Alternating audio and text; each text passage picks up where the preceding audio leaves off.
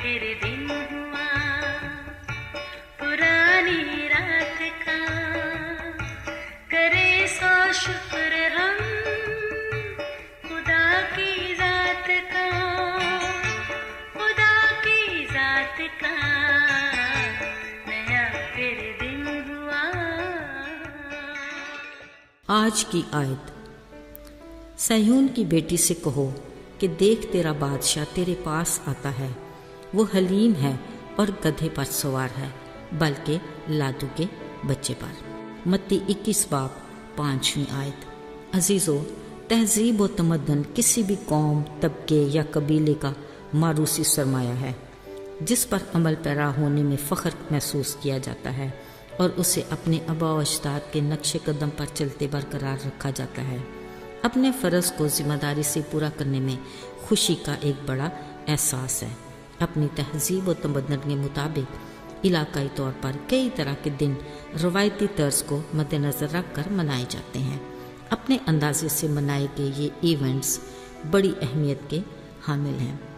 अजीज़ों, आज हम एक ऐसे ही इवेंट की बात करेंगे जो अपने अंदाज का अनोखा और मुनफरिद है। ये है बादशाहों के बादशाह यीशु मसीह का वालिहाना इस्तकबाल, जो आज तक ना किसी का हुआ, ना रहती दुनिया तक किसी का होगा। कलाम मुकद्दस के मुताबिक ये हज़ारों साल पहले मसीह यीशु की ज़मीनी ज़िंदगी का नाकाबिल फरामोश वाक़या है, जो 4 अनाजील के मुसन्नफ़ीन मत्ती रसूल, मरकस, लूका और यूहन्ना रसूल ने इलाही तहरीर की बदौलत बड़ी खूबसूरती के साथ तहरीर किया। एक दिन यीशु अपने शागिर्दों के साथ यरूशलेम की तरफ जा रहे थे। जैसे ही वो बैतफगे और बैतनिया के पास पहुंचे, उन्होंने अपने 2 शागिर्दों से कहा, ये सामने वाले गांव में जाओ, वहां तुम्हें एक गधी का बच्चा बंधा मिलेगा जिस पर अभी कोई भी सवार नहीं हुआ, उसे खोल कर ले आओ। और अगर कोई इसके बारे में कुछ पूछे तो कहना कि खुदावंद को इसकी ज़रूरत है। फिर जैसे ही वो गांव के करीब पहुंचे, उन्होंने गधी के बच्चे को रस्सी से खोला। वहां बैठे कुछ लोगों ने पूछा, शागिर्दों ने वैसा ही कहा जैसा यीशु ने कहा था। सिवाय यीशु के और किसी के इल्म में नहीं था कि क्या होने जा रहा है।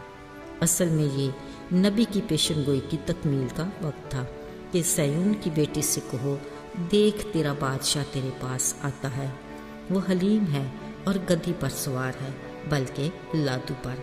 फिर जब यीशु ने इस बच्चे पर बैठना चाहा, लोगों ने उस पर कपड़ा डाला। बाकी लोगों ने भी कपड़े बिछाए और दरख्तों की डालियां तोड़कर रास्ते में बिछाते गए। अब ये एक अजीब मंजर बन गया। सब लोग खुशी से पुकारने लगे, होशाना मुबारक वो जो खुदावंद के नाम पर आता है, इब्ने दाऊद को होशाना। फिर जैसे ही मसीह यीशु का यरूशलेम में शाहाना दाखिला हुआ, शहर में एक हलचल सी मच गई। लोगों को यीशु मसीह के मौज़े भी याद थे। जैसे ही ये खूबसूरत मंजर बना, लोग खुशी से खुदा की हम्द करने लगे। ये हमेशा की तरह आज भी आसपास कुछ मजहबी लीडर ऐसे थे जो खुशी से नारे मारते काफिले को देखकर सख्त नाराज़ हुए। यकीनन खुद भी खामोश करवाने की कोशिश करते होंगे, मगर जब कुछ न बन पड़ा तो यीशु के पास आकर कहने लगे, आए उस्ताद, अपने शागिर्दों को डांट। ये सुनकर यकीनी तौर पर यीशु मुस्कुराए होंगे। फिर बड़े खुशकुन अंदाज में कहा, अगर ये चुप रहें तो पत्थर चला उठेंगे।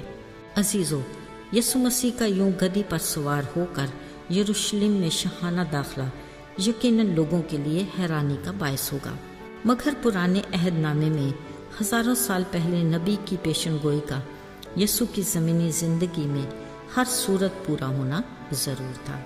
बिलाशुबा हम में से किसी ने आज तक किसी भी बादशाह या बड़े ओहदेदार को गधी के बच्चे की सवारी करते नहीं देखा होगा।